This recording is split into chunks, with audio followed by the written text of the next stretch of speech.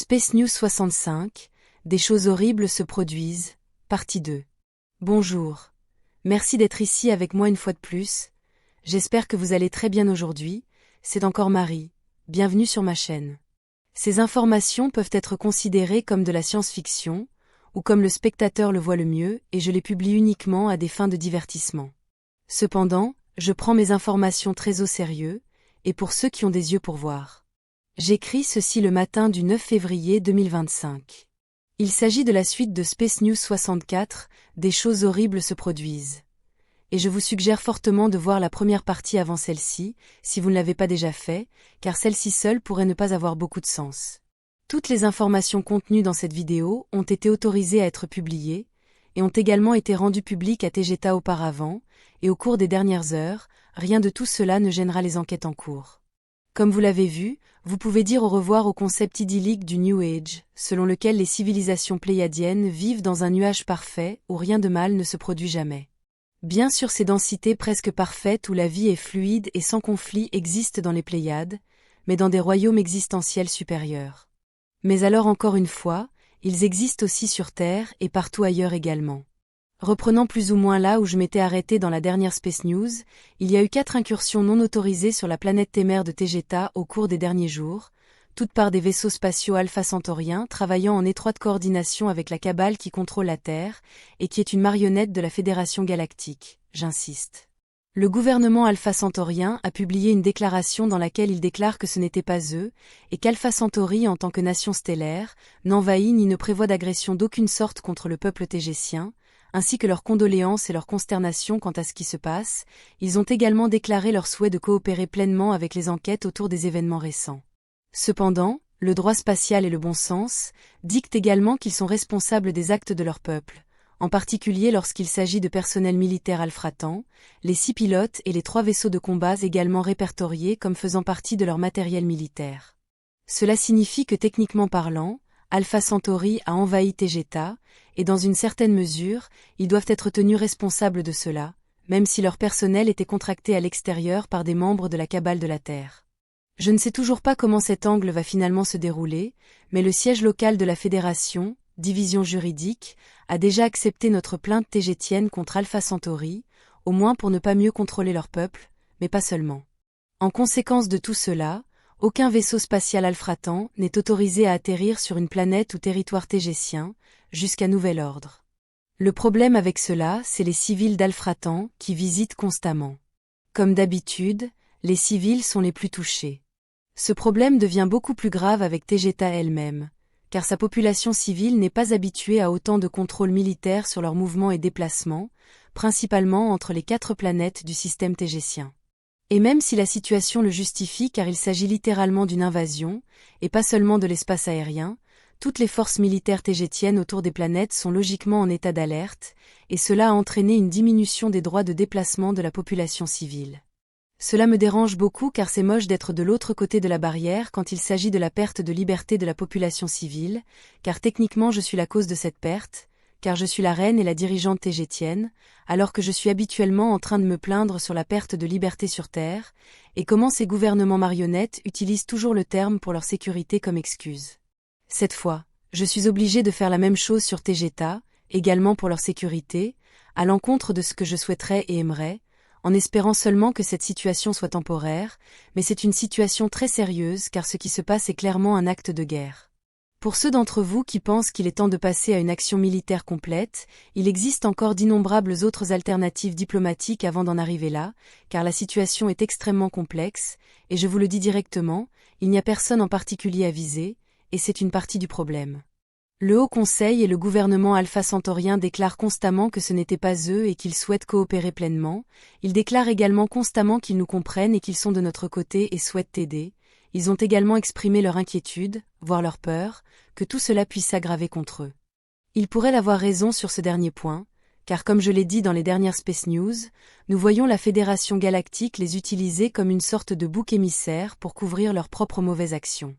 Nous savons maintenant que ce n'était pas eux en tant que gouvernement, bien qu'ils soient toujours responsables des actions de leur personnel.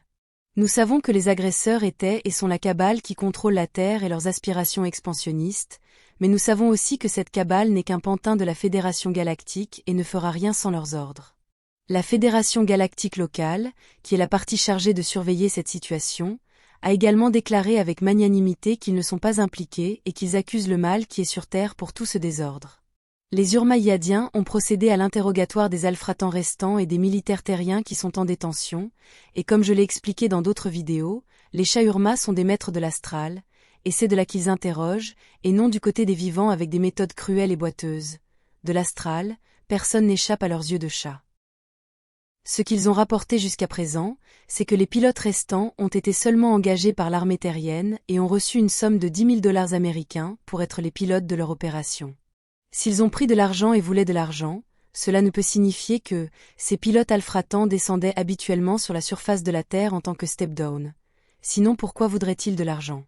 Mais cela signifie aussi qu'eux en tant que pilotes militaires alfratans, se mêlent habituellement à l'armée terrienne, donc c'est aussi une preuve de l'implication des Alpha Centauriens en général avec la cabale qui contrôle la Terre. Quant aux opérations noires de l'armée terrienne, les Urmaïadiens ont interrogé astralement le seul qui reste en vie. Ce qu'ils ont découvert, c'est que leurs principaux objectifs étaient d'éliminer Xéniel et Raguel après avoir trouvé et pris les documents qu'ils avaient avec eux. Ce sont les objectifs principaux, et comme objectif secondaire, ils devaient éliminer Torel de Témer, qui travaillait également dans le renseignement pour la Terre depuis des décennies, était impliqué dans de nombreuses interactions douteuses avec des membres du gouvernement de la Cabale sur Terre, depuis les années 1950, années terrestres. Les équipes d'assaut des opérations noires sont allées chez Torel et ont fouillé sa maison de fond en comble.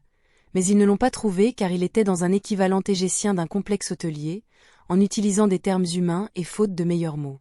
Torel, également connu sous le nom de Thor le Vaillant, passait un bon moment sur la plage avec un groupe de ses amis les plus proches, parmi eux, Kila de Procyon, qui est le conjoint de l'ancienne reine Alénime, et qui était à Témer en attendant qu'elle sorte de sa capsule médicale. Elle est prévue pour sortir de son pod humide d'ici la fin du mois de mars de cette année, sa récupération se passe bien, et veuillez vous rappeler du différentiel de glissement temporel de 4,6 jours pour 1, entre n'importe quelle planète pléiadienne et la Terre.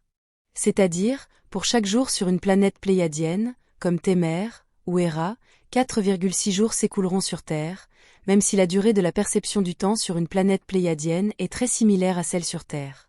Même avant que cela ne soit connu, Torel et Kila ont été placés sous protection militaire tégétienne, et déplacés hors de la planète vers un vaisseau de guerre de classe Alcyone qui patrouille actuellement autour de Témer parmi de nombreux autres vaisseaux de guerre tégétiens. Ils sont tous les deux en sécurité, en bonne santé et positifs. Le reste de l'équipage du vaisseau spatial Sadikleia, anciennement sur le vaisseau spatial Toleka, se porte bien. Eridania Yelena est toujours capitaine du Sadikleia, et elle se porte bien. Naishara, la sœur de la reine Alénime, est la personne la plus haut placée à bord du Sadikleia, et travaille pour l'intégrité et l'unité de l'ensemble du groupe et de la flotte, veillant à ce que tout le monde soit aussi bien que possible. Elle gère également et surveille toutes les opérations de step-down tégétien sur Terre, y compris les missions de ravitaillement entre autres, missions qui sont désormais entreprises avec des mesures de sécurité très élevées. Suriko travaille toujours sur le pont du Sadikleia en navigation, avec Olgiria qui apprend également la gestion des grands vaisseaux spatiaux. Les médecins, Sénétré et Kara, fonctionnent toujours en tant que tels à bord du Sadikleia, mais ne sont pas autorisés à effectuer quoi que ce soit au-delà d'un certain seuil, sans informer le médecin en chef de la flotte, Wer, du vaisseau spatial Alcyone et son équipe. Alia et Cassia se portent également bien, et sont très investis dans leur rôle, en descendant sur Terre pour les approvisionnements comme d'habitude, bien que fortement escortés. Deka, également connu sous le nom de druide, se remet lentement de la série drastique de maladies que nous avons tous subies à la fin de l'année dernière. Il se porte également bien et reprend progressivement ses tâches habituelles. Quant aux deux disparus, je suis désolé de ne rien avoir à ajouter car il n'y a pas de nouvelles, mais dès qu'il y en aura, je vous tiendrai informé. Voilà l'état des choses jusqu'à présent. Comme toujours, je tiens à remercier les sponsors de ma chaîne, sans vous je ne pourrais pas réaliser ces vidéos. Vous maintenez cette chaîne en vie, merci beaucoup. C'est tout pour aujourd'hui. Comme toujours, merci d'avoir regardé ma vidéo, et d'avoir liké, partagé, et de vous être abonné pour davantage. Cela aide beaucoup cette chaîne à grandir. Et j'espère vous voir ici la prochaine fois. Avec beaucoup d'amour et de reconnaissance, Votre amie, Marie.